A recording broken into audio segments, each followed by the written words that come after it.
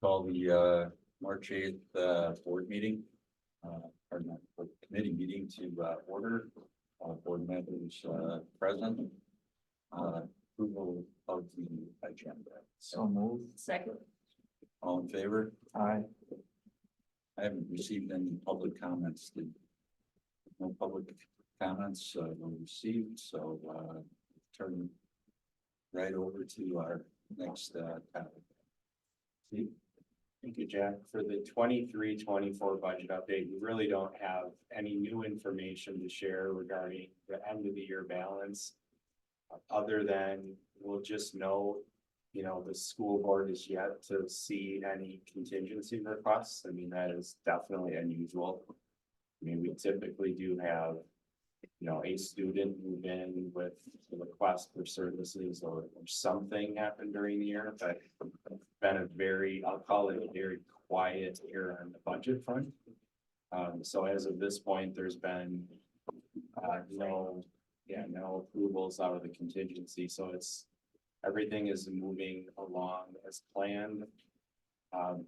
We will note under that item 3, post-employment benefit payments have not been budgeted for several years. The budget committee makes a decision on this payment towards the end of the fiscal year. So as we move through the spring, Allie and I will continue to dial in on exactly what we believe we have for funds remaining at the end of the fiscal year, and we'll start that conversation with the committee. We do have until July 31st. The DPI allows districts to go a month after the close of the fiscal year to make that payment. So we'll put that back on your radar, but probably not for a couple of months. The next topic we had under 23-24 was department and building carryover balances. One thing that we talked with this committee about last month, under 24-25 budget planning, we talked next steps last month about how Randy, Brian Dabarsky, Allie, and myself were going to meet with each building and department administrator between the February and March budget committee meetings. So we did accomplish that. Obviously, that was quite a few meetings, but we did have all of those meetings. Every meeting included a discussion on carryover. Randy was able to give his feedback to, our building and department administrators on some of the things they were thinking about. Allie was taking notes and updating as people shared information. So the document that has been attached is the most recent version of the carryover conversation. As we were working through this with all of the buildings. There were things that administrators had put on their list that were facility related that Randy shared with them. We were going to try to accomplish through the facility committee. There were items related to, furniture and equipment we thought we could move from the existing heritage. So we were saying to folks like, hey, let's move the whiteboards from the existing heritage over to the intermediate. So it was just a good conversation to have to allow us to connect with everybody and really kind of talk through what they were trying to accomplish and then really what was moving forward at the district level. And do you have anything to share, Andy? Yeah, a couple things. One, just going to point out a few of them. First of all, intermediate school, the cardio room. That doubles not only as a cardio room for our students, but that's also the designated workout area for our staff. Those don't need to be replaced right now, but Tim felt probably in the next 3 years, that needs to be something that we kind of rotate through with. So he's just trying to keep an eye on that and putting that on there. I know there's been a question with regards to like the PLC Institute with the middle school. What Jeff's really targeting is what's called his guiding coalition. That's his leadership team. We are bringing in the folks from Solutions League, who are kind of the PLC presenters, to do things more all staff in the fall. We did that this past fall. We're doing it this fall. He's just parked some money there as his leadership team kind of evolves, that he would like to have them have the full experience of the Institute where they can see a more broad presentation of that so that they have kind of the most level of training. So that's really what he's targeting there as opposed to kind of a massed send off of folks. We also had conversations with many of our administrators just with regards to band instruments. I mean, that's a piece that there's been a continual need of. They've done a nice job working with Steve to put together at least a idea of what some of their needs are. And what we've talked to our principals about is to just assign a dollar amount every year that then they can start to move forward with some of those items. But other than that, I think those conversations went well. I think that should be an annual conversation with regards to the carryover pieces.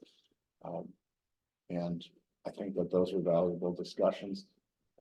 As you get into the next part of the agenda where you start to talk about some of their budget requests, I think that was helpful as well, just to try to see where their commonalities were, where their unique areas of interest were, and then for us to do some conversations across the district just to kind of get perspectives on what are some more of the rising district level needs and also things that we can support at a building level, etc. It was good conversations and very worthwhile time. Mark, did you have a comment? I guess, when you look at these, they're carrying $73,000, you go back to the schools, and you would think that there'd be a better understanding on how they would, when it comes to spending it. I'm assuming that this is kind of a work in progress. As far as this piece, yeah, I would argue it is, yes. I mean, I don't think it's, I think some of them, it's kind of a multi-year piece. As Steve said, there's some of this that we've asked them to hold on because they're thinking about things that might be related to, I'll say facilities, for example, something with the playground, something with some shades out on the play. And it's a piece that we've asked them to say, that's maybe something we ought to be handling through a different pot of money than through your carryover funds. And so there's some of that. I mean, I think Dean was a good example of that, where there were things that he was looking at and we kind of gave him a timeout and says, we have dollars we need to spend in order from this facility maintenance piece. We shouldn't be looking at sound dampening dampers potentially either from your PTO or from your carryover. Let's look at those from some other funds right now. And then we can kind of plan more accordingly with those. So we've been having some of those discussions as well, to just make sure that we're utilizing the right funds for the right projects. I think that makes a lot of sense. I'm wondering, so this is March 8th. Right. I'm just trying to reflect back to when I was teaching, how many unencumbered bills might they have from teaching staff, just from things that they order in? I mean, when does the shut off go for them? So Ally, this is actually this was their fund balance as of July 1. Correct, so it could be less at this point. Yeah. Okay, Yeah, so this isn't an up-to-date number. This is the fund balance at the end of the fiscal year going into this year. okay. So all right. now as they'll either be spending these dollars down, and then also you potentially are gonna have carryover from the next year. So on July 1, you'll have a new number. Another that one will be the added to balance. that or whatever, okay. Right. Like for an example, the high school's already spent half their carryover this year, so their amount really isn't as much as it says on. There's just no good way to track it in the middle of the year with their budget now and what they'll actually have for carryover. Right. Thank you. So as you go forward, does it make? How do these? Is there a number like a 10% you can carry over or something like that? Would it make sense to have that? I guess that's a discussion, maybe not this time, but just for future. Yeah, that's not a guideline right now. Now they're able to carry over whatever they have that's left over. I think the benefit of having the carryover is we can have these conversations. I mean, my worry is if you push it to the 10%, you're just gonna be the rush to spend it before you get to there. Because there's always things you can spend things on within the building, and they have quite a bit of latitude with it. This way allows them to be a little bit more. I don't have to spend it, I don't lose it, I can keep it here, and there may be expenditures that are coming. Now, what we've explained to them is you can't just park $100,000 here. Because we have other needs across the district, so if you have that kind of or a higher number, or it's built up to that, you need to have a plan for it. And that's some of the things that we're having conversations about, particularly as you go through like the budget request process. And it's just, we had a request a couple years ago that was for like a 3D printer when they had like 50,000 to carry over. Well, you don't need new money for that. You have carryover money for that. You have grants that have matching dollars that go with it. These are places that some of those things can come from as opposed to district funds. So we have to have some educational conversations around that as well. Yeah, because I think one of the things we looked at for this carryover, to your point, you know, the examples were the pianos. Right. You know, the examples were, you know, the refrigerators and equipment in some of these rooms. And you would think that there would be kind of, okay, I'm gonna need a couple of these pieces of equipment and kind of laying it out in more of a budget format, you know, long term, so that they are thinking about how do I deploy these funds. I guess that's what I would be. Agreed. Agreed. And that's the conversation that we've been having with them, particularly around those two items. The band items, i.e. pianos, things like in their lounges, things that they have for a refrigerator, et cetera. And you're seeing those things being taken care of through some of those dollars. I think it's when we start to get into kind of the larger band requests that we've kind of had to help them to determine kind of how much is a need versus a want, and then helping them discern kind of how then do they budget that piece forward. So. Well, I know in the past, there is. I don't know if culturally is the right word, but,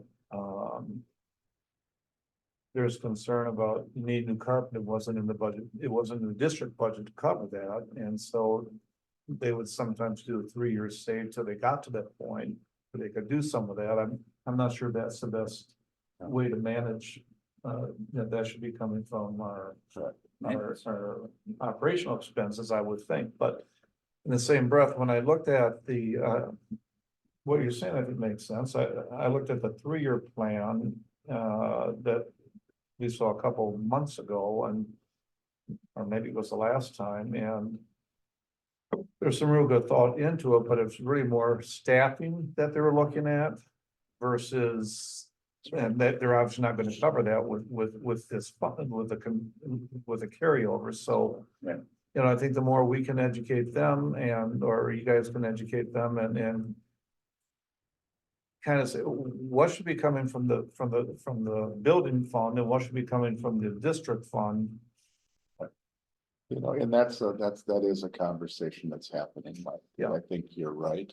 But when they've seen the 3-year plan, if you go back historically, was really a staffing request. Right. So before we titled it the 3-year plan, the most of our money goes into people.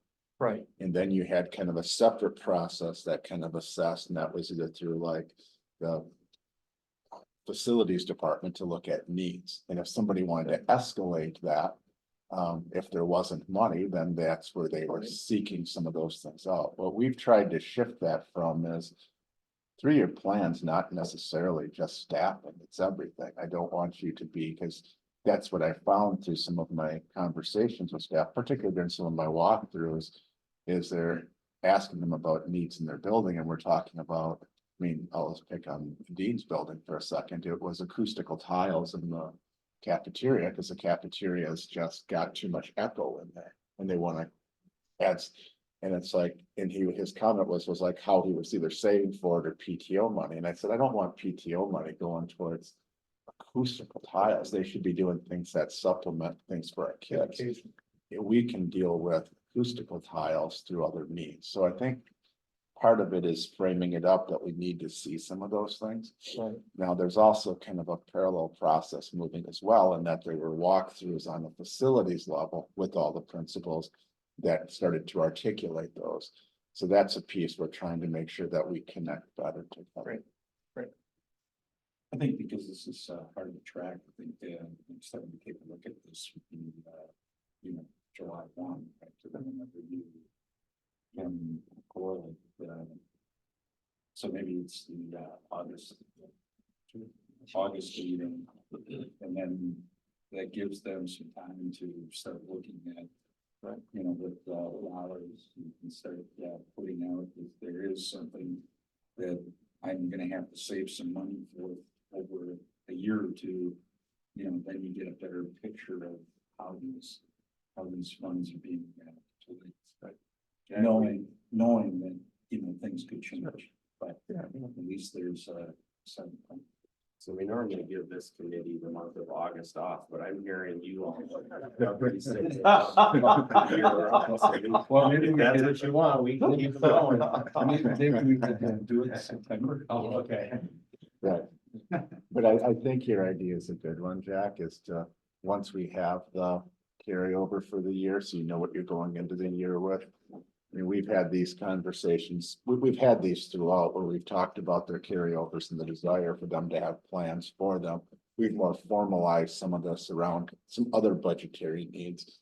But it's a good piece for us to ask earlier to say, okay, now that you have this in the year, articulate what your plan is out. That may be a good way to look at that. I'm not suggesting we do this, but just to understand what's possible. I know that the money needs to stay with the schools. But is there any reason or rule why you couldn't rebalance between them? And I'm not suggesting we do that right now, Right. but No, really, the board has in board policy allowed the carryover. Mhm. To Jack's point about a potential, let's say, cap or limit. Mhm. The board could change this process in really in any way, whether it's rebalancing or capping it or whatever it might be. To this point, it has not really changed since it was originally started, but that certainly doesn't mean there's not merit to taking a look at it. Yeah. Sure, anything could be You done. can do anything with it. I mean, you can take carryover and say. You get 10% and the rest comes back to the district and it goes. Whatever you can do, it can do whatever you want. It's kind of like a one-time money type thing as opposed to a continual piece unless you. Totally reallocate budgets that way. One of the concepts was, in government, you have, use it or use it. And, you can get truckloads of paper, that'll take you for 2 years. short-sighted, yeah. Very short-sighted, decision making, so that what we thought, in putting this process in, that we would get more long-term, how do these funds affect the kids, it wasn't necessarily meant for training or anything like that, at least the initial concept. But, we had requests for playgrounds, and that's where some of this carryover money could be allocated. And I don't think that we really had, we haven't really, gone through a process like this on how are you gonna use it. We just kind of assumed that they're gonna use it. And It's, I think informal. they're doing a good job. Don, as we've kind of gone through and as there's requests come through, usually Steve or I or Ally will flag them and say, well, that is appropriate for. Carryover, we've done a lot of that with grants, music equipment are probably the easiest examples. There's a matching piece to something that somebody received and they're looking, well, where's the $10,000 matching coming, but you have 40,000 sitting in carryover. We're like, well, that's where it's coming from. So some of it is redirected back. And I think some of it is just kind of their natural tendency to. That they know that they have needs, so that they're trying to make sure that they don't expend all their funds. So there's a little bit of. Psychology going in here. There's a little bit of like, yeah, that they don't want to totally expend it in case something comes up, but which I understand. Mhm. But it's also a piece where we can't have balances to the level where I think that some of them are going to. And assess it. And some of them have some fluctuation. High school budget has some fluctuation within it with regards to. For example, I believe one of their budget items is like paying for those credits for kids that are going to either Madison College, UW, et cetera, that we have to pay for, and that ebbs and flows every year, so there's either ups or downs, and if you have a high use year, there's less carryover, if you have a low use year, there's a lot. So, those are the type of things we're dealing with. Any other discussions on this, or, let's move on, Steve? Right, Rebecca, do you want to bounce back to the agenda, please? So under budget planning, we've got a couple agenda items. The first one is the timeline. Ally shared with you last month that we're a month ahead. The original intent was to bring to the March board meeting, the budget planning process. We did that in February. The board approved that, so we're sitting in a really good spot. The reason for that is we're in the second year of the state budget, which makes it a lot easier for us to really dial in on the numbers. So as far as our planning process, we are in really good shape. Under the second agenda item, just want to mention that last month, Mark, you sent me an email before the budget committee meeting, asked a couple questions about like the tax levy and it trailing off at the end of the 5-year projection. Yep. And I responded to you that in our model, the debt service that we knew about was built into it, but not the debt service that still has to be issued for the $175 million referendum. So that prompted Ally and I our thinking on our end, so we appreciate you doing that. And we've been working with Eric, who's on the agenda in just a few minutes, to get as solid of a full plan for the remainder of the debt as possible at this time. So what we did is, you'll see that in a few minutes, but we took the numbers from the plan that you're going to see. We added them into our model. So the issuance of the remainder of the debt and a thought process for the $99 million that's currently a temporary borrowing. And we added the 4 FTE for the middle school and updated the document. So what you have in the packet is an update from the prior month, really reflecting the two fundamental changes with the debt service schedule, which I'll just save for Eric's presentation, and then the 4 FTE at the middle school. So thanks for prompting that. It kind of got us going with Eric to get that dialogue. It's also incredibly helpful for the survey. So we'll talk about that in a minute, how then what you're going to see from Eric feeding into the model is then useful for the survey. So when we're showing the tax levy to the community, it is as accurate and comprehensive as we can make it. So anyways, that's in there. We don't really need to go through it other than for you to know those two changes have been made. We're happy to bring it up though and look at it if anyone has any questions. If not, the next agenda item, we'll have Ally talk about again the meetings and what we've updated and kind of what's come out of it. Sure. So we had the buildings and departments update that 3-year budget planning spreadsheet.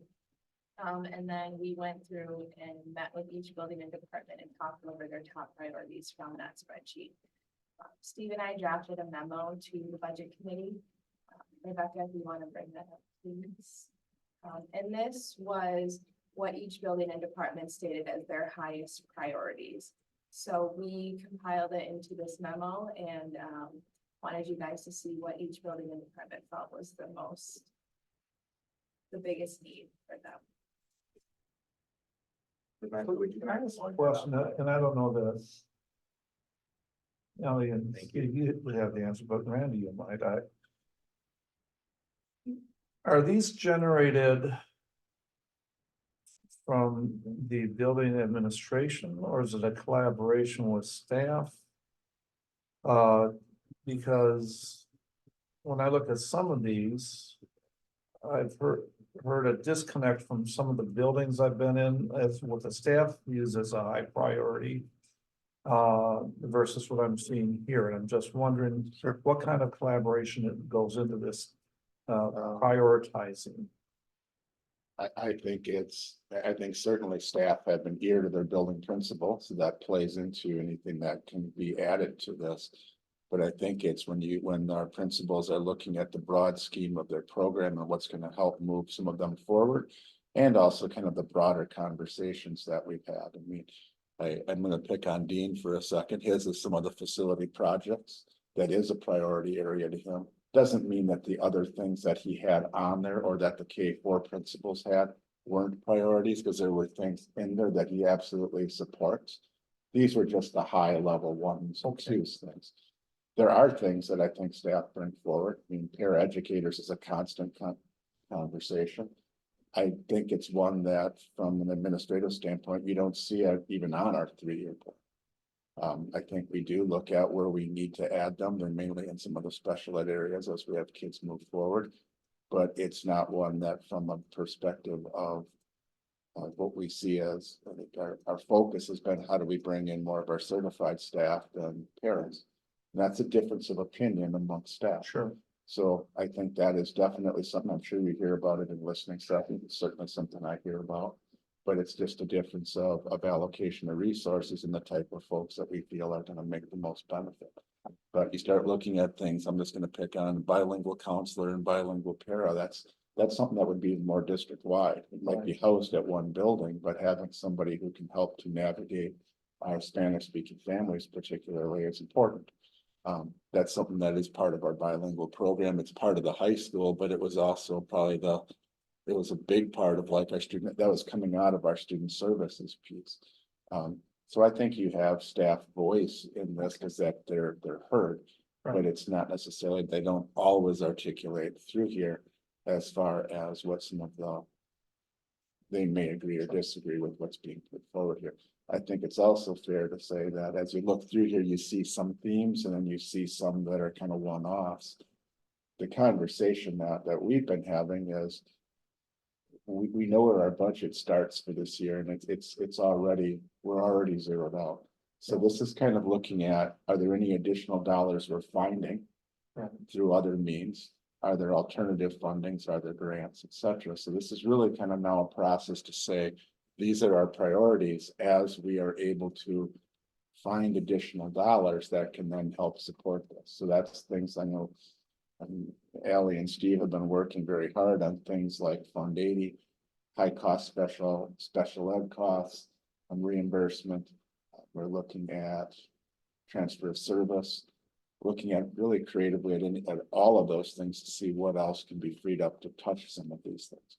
And I think we will get into some of those areas. So I think that you will see many of these or some of these come forward, and then we'll associate it with the funding that comes with it. But long answer to your question, but yes, I do believe that they're heard. I don't think that they're always the same priorities. Thank you. If I could just build upon what you said for a minute, Rebecca, if you could scooch up to the top part of the memo.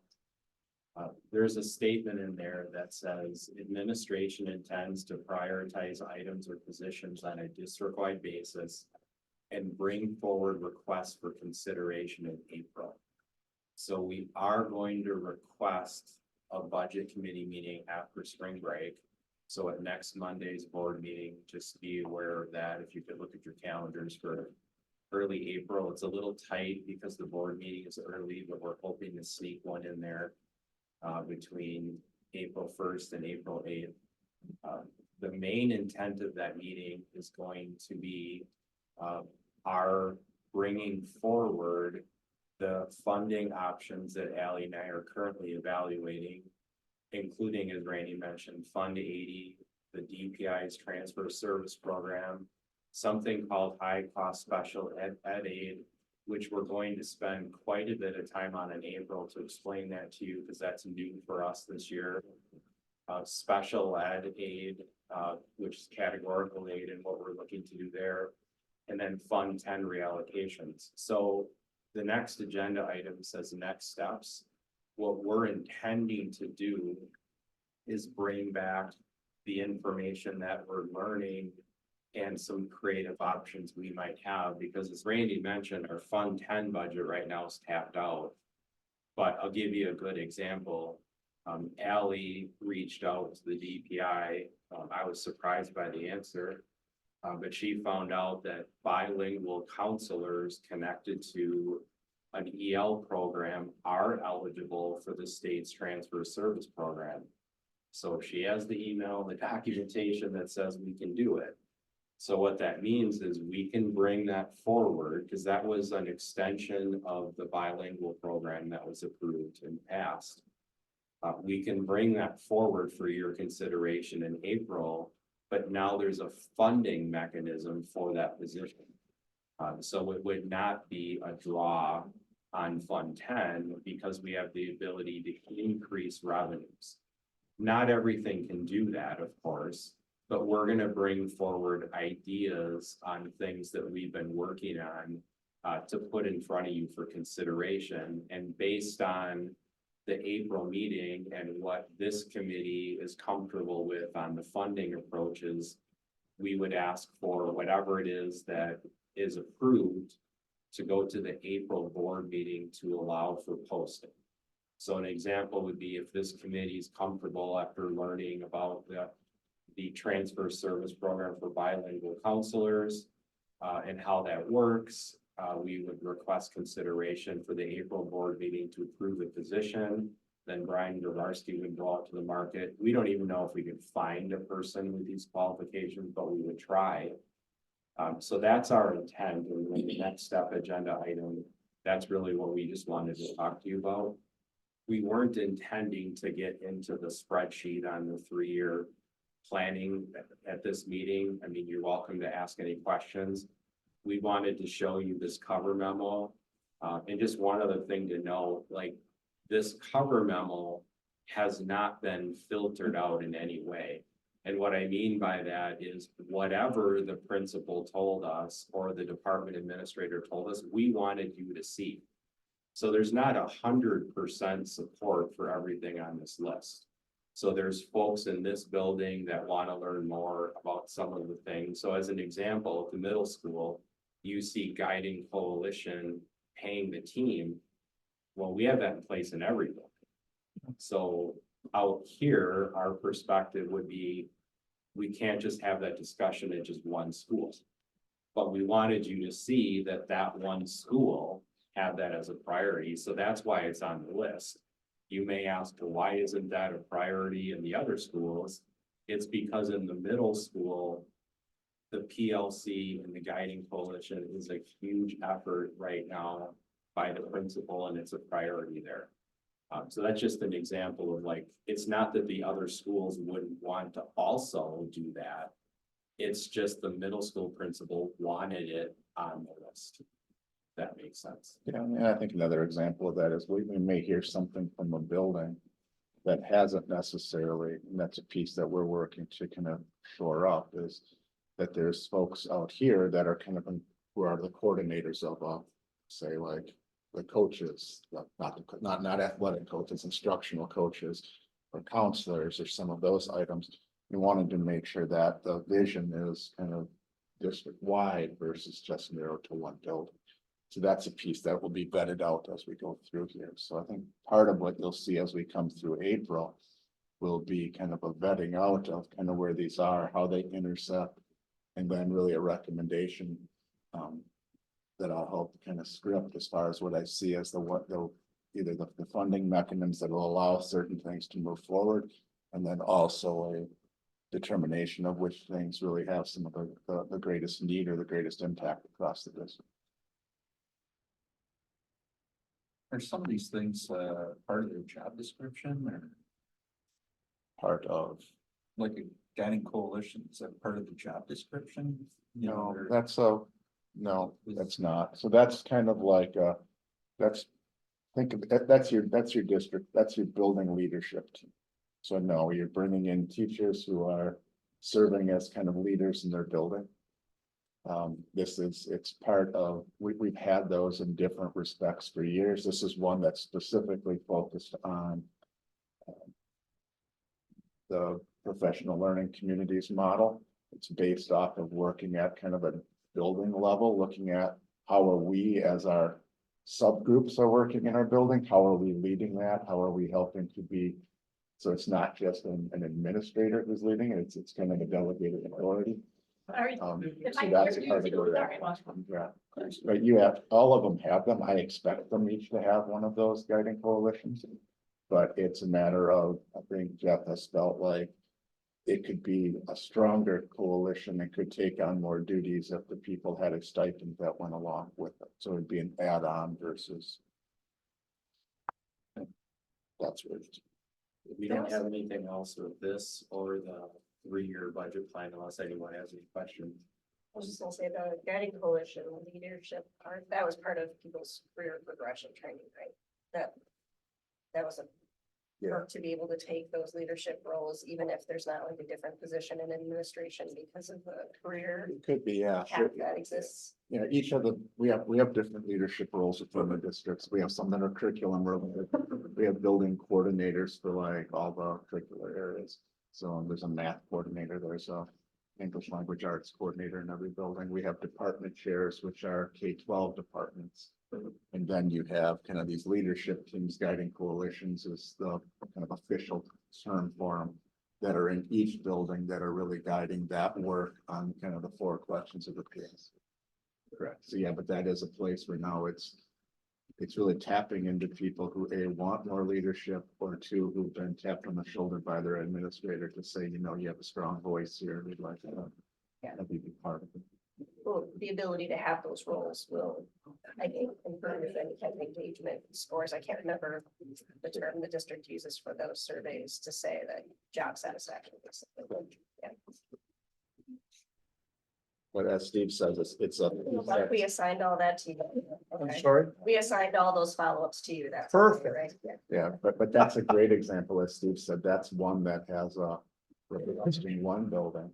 Does it have a effect in all the others? Certainly, but you couldn't do it in one without doing it in all. So that's a piece that's got to get vetted out and looked at the dollar amounts associated with it. Next. Rebecca, do you wouldn't mind scrolling down? So would you mind opening that, please, Rebecca, the attachment? And then if you just blow it up a little bit when you get a chance. Okay, so we appreciate the feedback from the budget committee on the topic of a Lamers contract extension. So for anyone kind of watching this for the first time, what administration has been requesting is consideration of extending the Lamers terms of their contract through the opening of the new middle school. We initially had a discussion where we brought forward the performance standard clause that was included in the contract, but mentioned that portion of the contract really has been paused since COVID. Ally and I have continued to meet with Lamers. What Rebecca's scrolling to is one of the feedback pieces we did receive was a request to change the last page. So that came at 2 meetings ago. We made that change and shared it with you. But if you wouldn't mind scrolling back, Rebecca, what's new for this month, what came up last month, Dawn, was the discussion of could the performance incentive cause the increase to go backwards? And so what Ally and I, when we met with Lamers, we added number 3. So 3 is new. That says Lamers will also agree to use a plus or minus to the contractor's base CPI increase using the performance standards and incentives as outlined in the performance standards section. We wanted clarity. Basically, in our discussion with Lamers, we shared with them that in return for extending a offer, it was reasonable to expect that if there were any performance issues, that we would be able to subtract them off of a base increase to provide that incentive. That's definitely new to them. That's not typical in their agreements, but we said to them, we felt it was appropriate given the extension. So after some discussion on their end, they came back with a willingness to add number 3 into the document. So we appreciate the dialogue with this committee. We think this is a better document than when we began. More clarity on the last page on the cost increases. If you remember, originally it said negotiated, now we have an amount. Clarity on the performance incentive, that it can be an increase or a decrease, and clarity on the fact that we're gonna be implementing that again, for the extension. So I believe this is in a good place. Open to your feedback or suggestions. I think we've made the modifications that have been suggested, but certainly open to dialogue on this. Awesome, thank you. I would submit that we approve it as presented. Second? You look like No, that's okay. You expressed got I the was gonna say second. something. I totally support it. I appreciate the extra work that you guys put into this to make this happen, and also Landers to agree to the terms. I guess my question was, as I'm looking at how we are trying to control our utility costs. Do we have an assurance that Lammers does work similarly with their fuel costs? Because when I still look at that 23-24 budget and see that we might be $100,000 on transportation, that's gotta be 100% due to fuel. I know we can't control the fuel costs, but so are you aware of anything that they are doing similarly, or? Yeah, I mean, that's a great question. I think the incentive on their end is just a natural one, in the fact that they have to absorb half that increase on their end. Okay, Our contract calls for the district to fund half of it to keep our base rates where they are, but I think the natural incentive is they're also financially connected to it, just like we are. So they definitely have that financial incentive to keep fuel costs down. And so I would state that, yes, I do feel there's that incentive for both parties on that end. So thanks for asking. okay, but I don't want to go down a massive rabbit hole, but just to know what's possible again. If at some point in time the district wanted to hedge fuel costs, is that something, do we have enough spend that would ever be a thing that we would look into for our portion of it? So we can actually say like, hey, look, we have this spend, it's this amount. So what I would say is I don't know much about that topic. Okay, If you do, or have folks at your work who can share, but yes. but we are always open to looking into anything that could potentially, benefit the district financially. So if you have sources who can help us evaluate, maybe someone who could look at our spend and tell us whether or not they even think it'd be a worthwhile discussion. Ally and I can gather our data and be happy to share it with someone and pursue it if there's anything there. Sure. Okay, It might make sense to share that information with Layman's, because Layman's is spending a lot more on fuel than what we are. Sure. And if we could get that benefit, because they're hedging costs.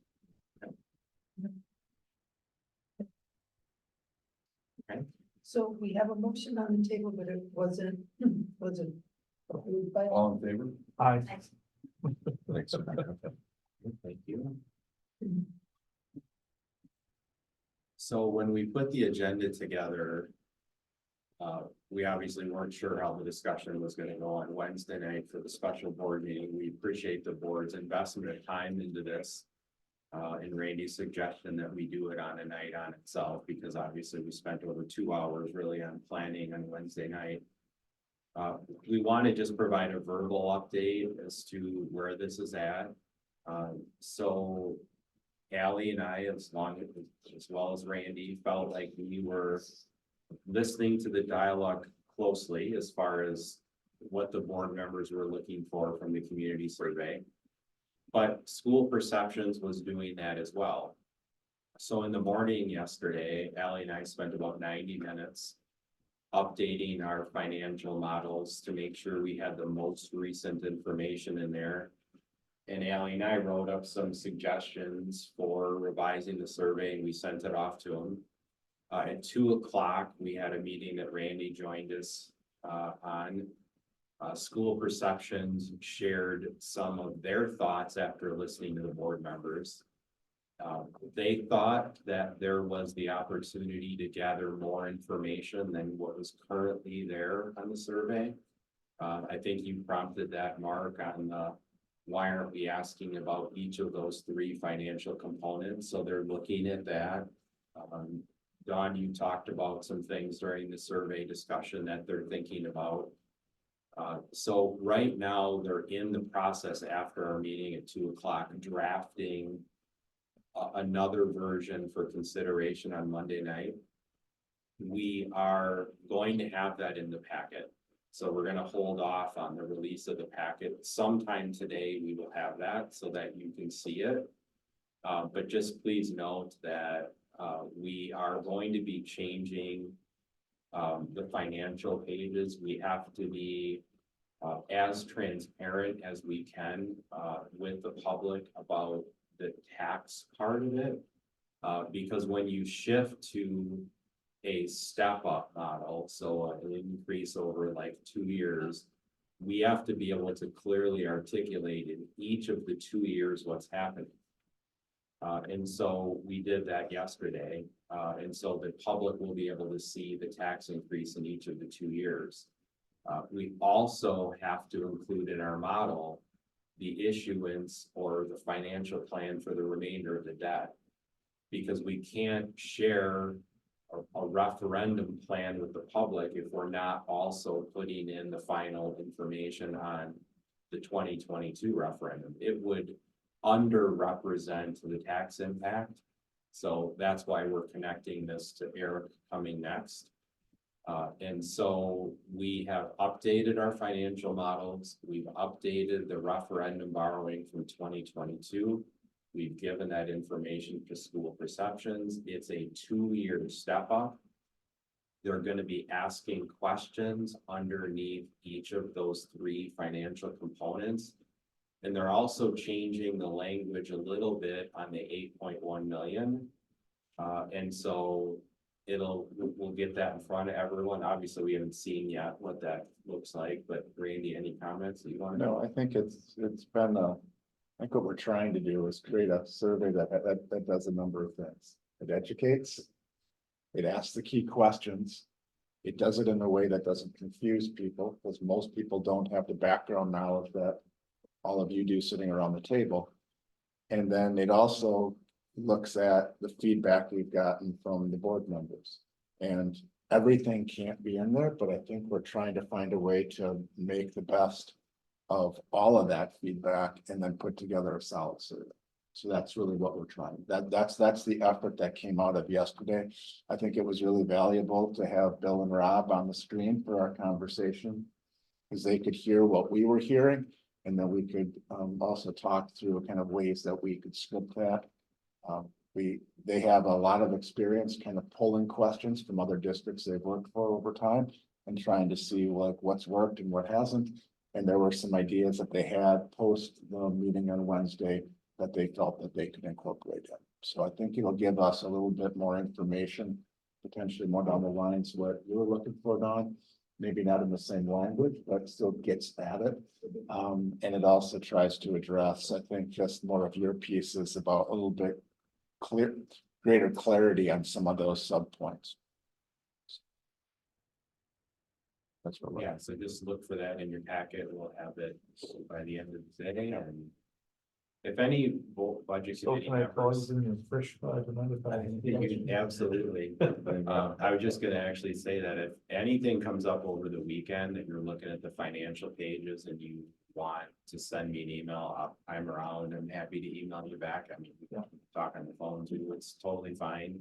I know that we're pushing for a decision on Monday night so we can go to print over the spring break period and be ready to go in April. But with that being said, we need to make sure the board thinks it's right. And so given that, if anybody on this committee had any questions about the financial part, and I'll just throw one out there just so you're aware of it.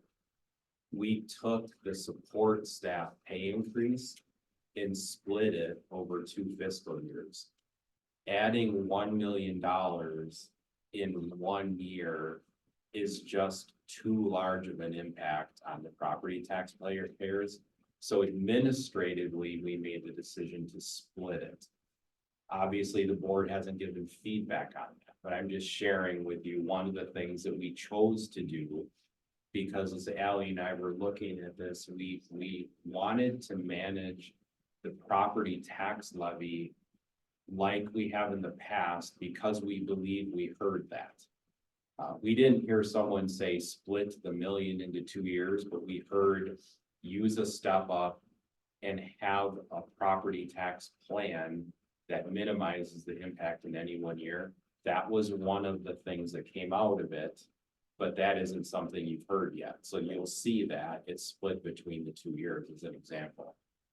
So if you see 500,000, it doesn't mean we reduced it, it just means we split. Right, right. So you'll have to look at both years to get to the number. Okay, that leads us into Eric, and thank you very much for being here in person. Yeah. And I just want to again reiterate the importance of Eric's presentation. We have taken what's in this presentation, which is an estimate for a plan to issue the remaining portion of the 175 million.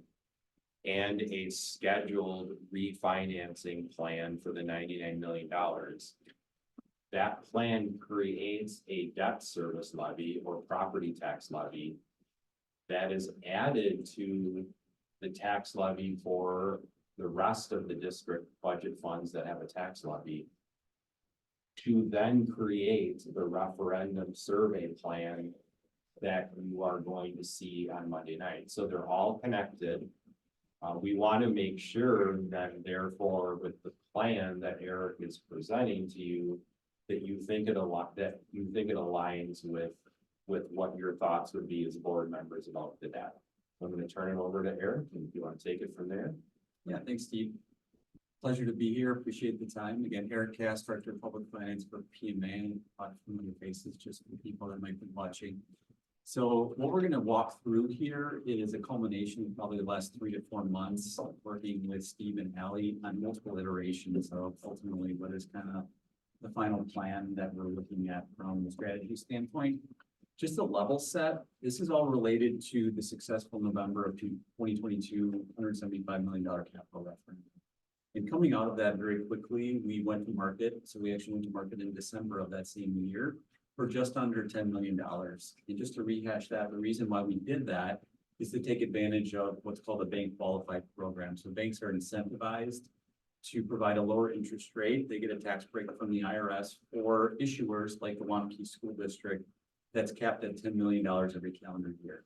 So once that referendum passed and the district had not borrowed previous to that in 2022, we very quickly entered the market and structured your first inflow of funds. Another underlying advantage of that, which we'll talk a little bit about, is the district has, and every municipal entity has, school districts specifically, a cap of $15 million, which is called a small issuer exemption. And that allows you to earn as much interest on that $10 million as possible. So one of the underlying strategies that we'll talk about is maximizing interest earnings on the bond proceeds to help expand the opportunity for the 175 million. And we're doing that specifically with that 10 million by investing it out as far as possible because it's not subject to something called arbitrage. It's not limited by the IRS in terms of earnings. The next thing we did in February was to issue $99 million. And we went through a lot of iterations, and I was here talking about the market. We were coming out of a very low point during COVID and seeing rates increasing. And so that was issued as a 5-year note and will be required to be refunded at some point in time. We'll show you that as part of the plan. It actually becomes callable here on April 1st, 2024. But at this time, we certainly looked at the value of doing that. It's sitting at 3.25%. We're kind of putting that on the sideline right now and leaving that out there because of its very low interest rate on that first 5 years. And then building that into the plan, which you'll see here in a minute. As we get into, I guess I can do it here. Thank you. So just give a little bit of flavor for the key considerations. So I alluded to the last 3 to 4 months, and really what we've been looking at are the interest rate environment. So I'm going to show you kind of how that has changed over the last 12 months. And really a key date was no clear connection, I don't think, but Halloween in 2022, where rates just started to to drive down, and I'll show you that on the chart and give you a little bit of color for that. We obviously talked a lot about the cash flow needs of the project. So one of the key considerations is making sure that we're borrowing at least the appropriate time to fund the project. So Steve and Ally have done a lot of good work with Vogel to understand what the outflows of funds need to be and making sure that we're matching the borrowing at a minimum to fund the project and we don't put the district in a negative cash position. The third one is maximizing interest earnings and avoiding arbitrage. So I talked a little bit about that. That's certainly a goal of the project, but not the main driver at this point. And really where we settled in as the kind of key 1 and 1A are the property tax levy commitments and targets. So Steve talked a lot about the survey going out. We've done some work with them on the 5-year budget forecast and really kind of hit the reset button in terms of the Fund 39 or the levy to repay the principal and interest associated with the debt for the district. And then, of course, the amortization of the debt, so limiting the interest expense. So once we get into the ultimate solution, I just want to stick on that one for a minute, because one of the considerations we looked at is, should we be extending out the debt? And what I mean by that is under Wisconsin state law, when you issue debt that's fixed rate, you are bound by a 20-year repayment schedule. Now, there is a consideration under Wisconsin state law where you can actually issue what's called a bond anticipation note, which is up to 5 years, and it would be fixed rate, and then that can be refunded for 20 years. So we really have a little bit of an underlying strategy of a 25-year payback if we wanted to access it. But one of the things that we really talked about is that fifth bullet point, which was limiting the interest expense associated with 175 million. So when we looked at that, it certainly alleviated the impact on the tax levy in the short term because we were paying that off over 25 years. But ultimately, the burden on the taxpayers related to the interest expense was not something that we were moving forward with at this point in time. But I wanted to give you a little bit of a sense on one of the key strategies that we did a lot of work on. So the interest rate environment, so this is dating back to September of 23. So rates skyrocketed, not skyrocketed, but certainly increased in 2023. And then what we saw was a very steep decline again, starting October 31st, 2023. That was really linked to a Federal Reserve meeting where Chairman Powell started to allude to the fact that inflation was under control. He was indicating he was very comfortable with where the Fed was from a rate perspective.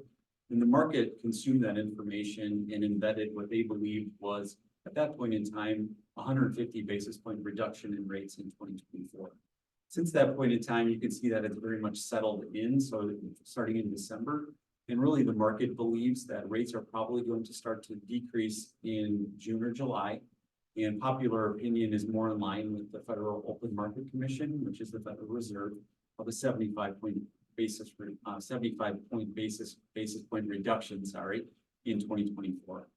So even though those rates haven't come to fruition yet and probably won't until June or July, the market's already baked those in. So that's why we're seeing such a steep decline and a fairly stable interest rate environment sitting at about 3.27%. So this is at the top what it says a 20-year maturity, since that's what we're going to be talking about. We also track this on a 5-year and a 10-year. But at this point, because we're looking at potential of a 20-year issuance, that's why I'm showing you this one. The next thing I talked about, yeah, you have a question? Yeah, question. Yeah. Are you saying the 75 basis points is baked into this Correct. already? Yep. So in June or July, we don't expect it to drop further than this. That is correct. The only thing that would really drive it down a little bit further is if the market believes as we go through that inflation isn't where it needs to be, or it's under control even more, that the Fed might cut less or cut more. We could see a small increase, or we could see a small deterioration in these rates. But it's within this range. Yeah. But like to your point, it's already really considered a 75 point reduction that the Federal Reserve has really come out from a survey standpoint and dictated that's what they believe is going to happen. Understood. Yep. Just wanted to give a little bit of picture on the cash flow of the project. So this is just a snippet of a projection or a tracking tool that we use from an investment standpoint and an outflow of funds. I know Steve and Ally have done a lot of good work with Vogel and my team on this. And really what this is meant to show you is that from a cash flow standpoint on the 99 million, the district really is in a position where they're going to need an inflow of funds until early 25, late 2024. So again, one of the key strategies that we're looking at is how we balance the levy and the inflow of funds. So again, I talked about how we borrowed early with that 9 million. That's really sitting out really far. It's actually going to earn about $1.5 million of interest from its fixed rate securities it's been locked into, which is very nice. Now we're really in a position with some of the other strategies coming forward that Steve's talked about, and how do we position the district from a levy standpoint and making sure we have flow of funds. So we're really not focused on maximizing returns. There certainly will be returns on bond proceeds, but really that is not the primary driver. It's really linked to the timeline that we're seeing here on when the district will need funds. One of the key things I want to stress is that this projected column is projected at this point. We only know based on what BOE is projecting for flow of funds. Every month we get real data and update that. So it is a little bit squishy. And so when I talk about timeline, we're really going to be focused on November of 24, even though the 99 million isn't projected to be fully expended, just to make sure that we're not, again, putting the district in a position of negative cash flow. So I just wanted to point that out. Wow, that's small. How do I blow that up with 3 dots?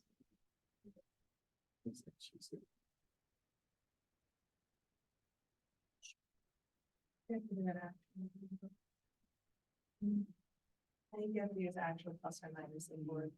By the hand. Right. Yeah.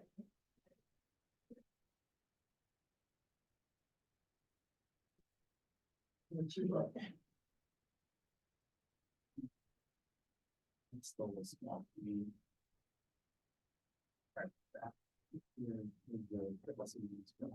Looks like you're younger than I. I know, I'm far away. If you could see it, I'm good with it. Is there a way to kind of go left and right? No? But you can use the hand will shift it left and right. There's no like slidey bar, but if you go back to the hand by the plus minus, you can, yeah, you can look on that and then you can grab it and slide it to like. All right, so we'll get to the culmination here, but just want to run through this real quick. So this is your Fund 39 existing debt levy. So this is really not the 175 million, it's existing debt prior to the authorization of 175 million. Once we get into this box, this is all new debt and the structure related to what's already been issued for the 175 million, as well as the next steps. So currently, we have 66,020,000 outstanding to be issued. Because again, the 9.98 has been issued in December of 22, February of 23, the 99 million. And now we're going to be talking about the timeline and strategy related to the remaining 66,020,000. Before I get to that and kind of the thinking behind it, as I alluded to earlier, this 99 million, which was downsized to 96 million, has what we call a bullet maturity in year 5. It can be refunded at any point in time, starting on 4/1/24. But at this point, we're leaving it out there as an assumption. It can pivot, of course, because this is a fluid plan, but that it would not be refunded until its maturity date on April 1st, 2028. So we'd be sitting out the full 5 years. Now, really just focusing our time here today on what we're doing. So when we looked at that cash flow, an inflow of funds, in this case, on November 1st of 2024, a couple of months prior to when we really think we're going to be out of the 99 million, would allow us to bridge the gap from November of 24 until May 1st of 25. So that's a key consideration because your principal payment date is 4/1. And one of the things we always look at is when we talk about the 20-year repayment, we need to be after your principal payment of 4/1 in order to get the full 20 years. So that was one key consideration that we looked at from the cash flow and how we broke apart the issuances. They just so happen from the flow of funds to work very well, splitting it at 33 and 33. Now, when we get over to the tax levy and really what we're targeting here. So one of the things that we learned in Steve's modeling along with Hallie is that we kind of needed to hit the reset button in terms of what was available from a tax levy standpoint for repayment of the debt. So you can see above the line here are actuals. So this last fall, the board certified 12,838,301. And based on the model and projections with state aid and enrollment in the 325 from the state, Steve asked us to target 10.7 million. So a reduction of roughly $2 million for repayment of debt. So a couple of things that we took into consideration. So this is a very important column. So over the years, the school district has levied additional funds associated with their debt service, which is allowable under state law. And they've done things like prepayment and defeasance. Well, they've also retained a little bit of equity over the last few years. And we've done that strategically, or Steve and Ellie have done that strategically in order to help mitigate any spikes that they might see in the tax levy. So there's roughly $5.4 million that's been built up over the last probably 5 to 10 years. The majority of it has certainly been more recently. But what you can see there is the negative numbers are the utilization of those funds to help smooth out the levy, specifically in the near term. Because what we know is that when we're bringing on those 2 additional 33 millions, we're going to have some interest expense associated with that. So you'll see some negative numbers there that allow us to hit our targets. The last key consideration that I wanted to point out is that the levy would be required to increase because we're dropping down by 2 million. You know, one of the things we told Steve is we're going to need to have a parameter in terms of what that needs to look like in order to repay the debt over the next 20 to 21 years. And so really what we tried to do is link that to what we see for your net new construction. And so that's going up at roughly 3.25 for the next 20 years from a levy standpoint. So you'll see that it increases by about 300,000 in the near term, but as we get further out, it certainly increases almost double that by about $600,000 per year. So that again is linked to your 5-year average, which is about 3%. I know this is a little bit above that from a net new construction standpoint, but that philosophy being trying to moderately increase the levy to repay the debt, but not overburden the taxpayer, and really trying to take advantage of that net new construction. Not even bringing in the school levy credit, which is a whole nother part of the discussion that I know Steve and you all have on a daily basis. So with that, be happy to answer any questions related to. So again, I guess the takeaways are just trying to understand the strategy, then also setting the stage. There's no action being requested today. We don't see the district, unless something very drastically happens from an interest perspective over the next 6 months, needing to go to market until November. And again, one of the primary reasons why we're pushing it further is that if we borrow earlier, we're going to be bringing on much more interest expense, which is going to be an impact on the levy. And so we're really trying to balance the levy as well as the flow of funds. But again, if we see those interest rates, which we're pegging at 3.25, we'd probably get a little bit below that if we went out to market today. If we see that steep decline, we may be back a little bit earlier in collaboration with Steve to help access the market and lock in some of those rates. I could add a couple of comments. Eric, could you go back to the 3.25% column at the moment? Yeah. Further to the right, the valid equal. Oh, I'm sorry. Yeah. So I want to talk just for a minute about what has been a fundamental belief of the school board that has gone back a number of years. We really started working with PMA when the new intermediate school was built. And one of the directions that the budget committee gave at that time was the concept of future taxpayers in our community paying for today's referendums. So a great example of that, because the intermediate school, we're still paying that back. So that was constructed a little over 10 years ago. The residents today who are building in Golden Ponds, the new area by Westbridge, are helping to pay for the intermediate school bonds that were issued over 10 years ago.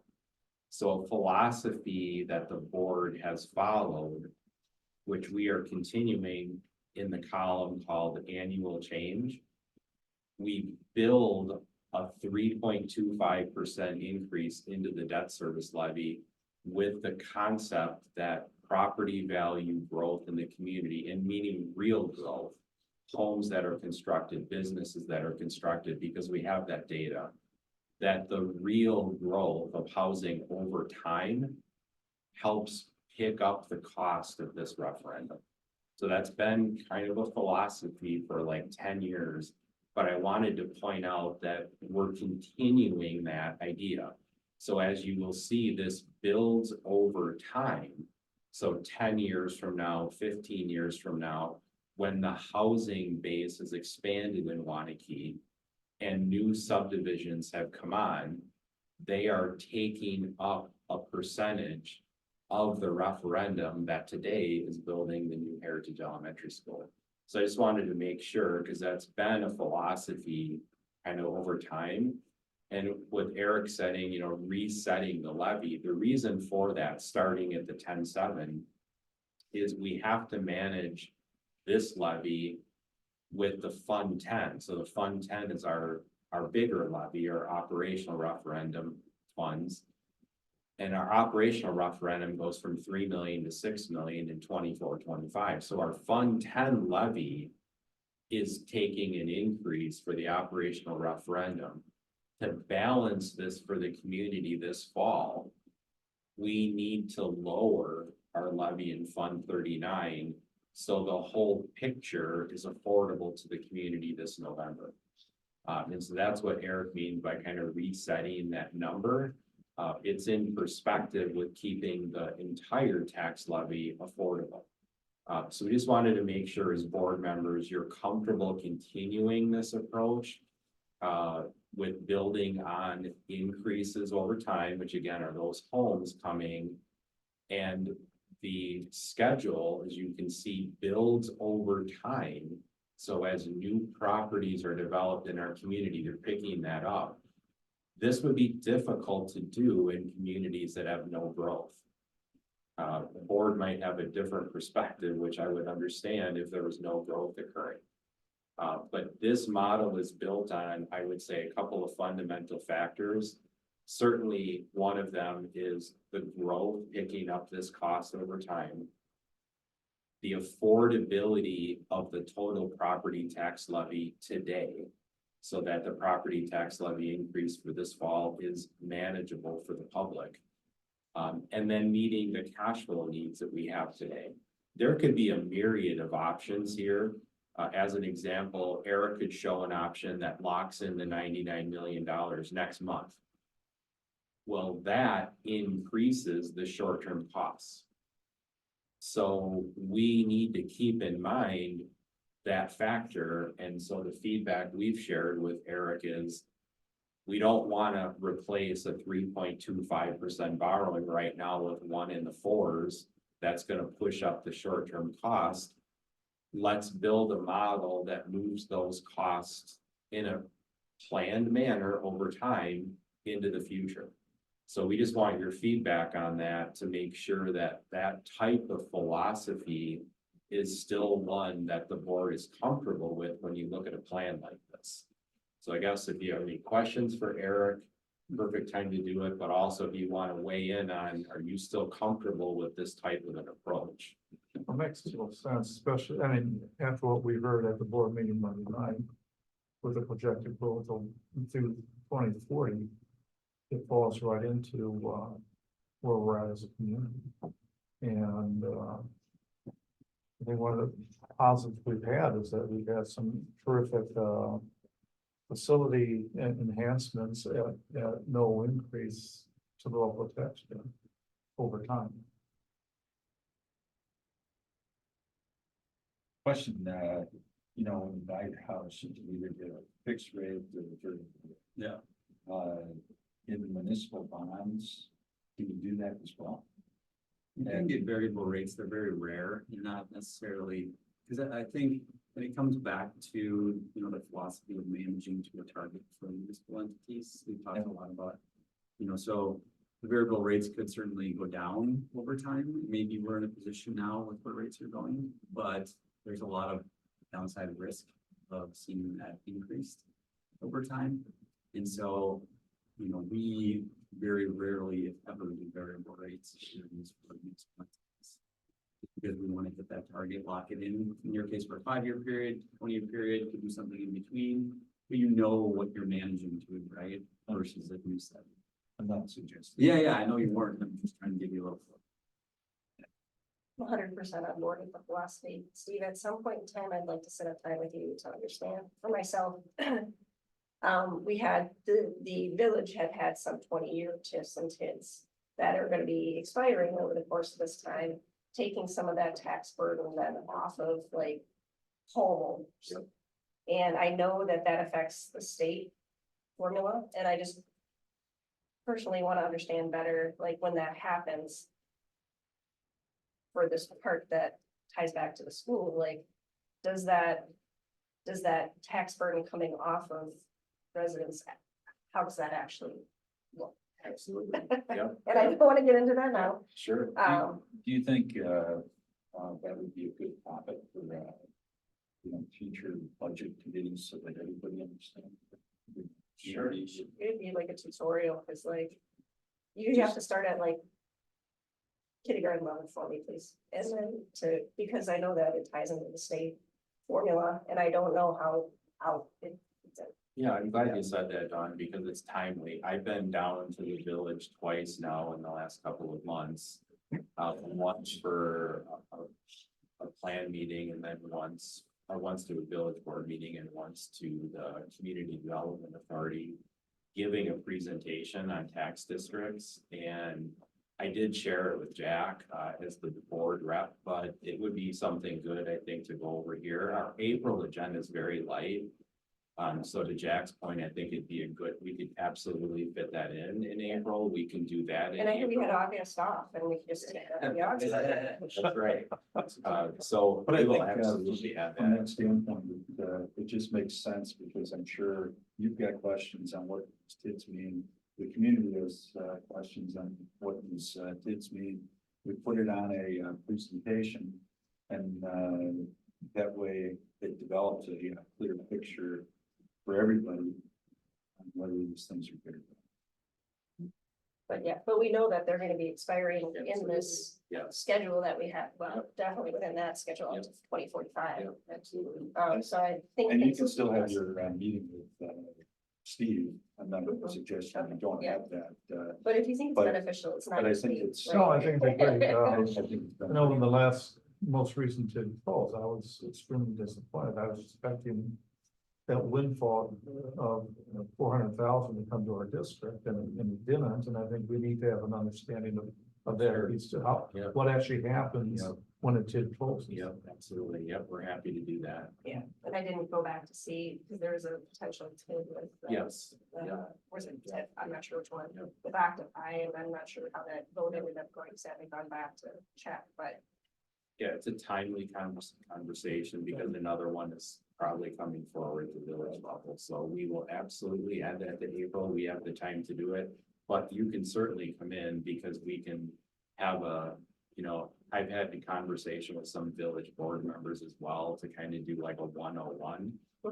Absolutely happy to do that with you. And then I can bring that village presentation in here and look at it from the school district lens, and we can absolutely fit that in April. Yeah, the next joint review board's coming together. Is that April, Jeff? April 10th. Yeah. Is the next.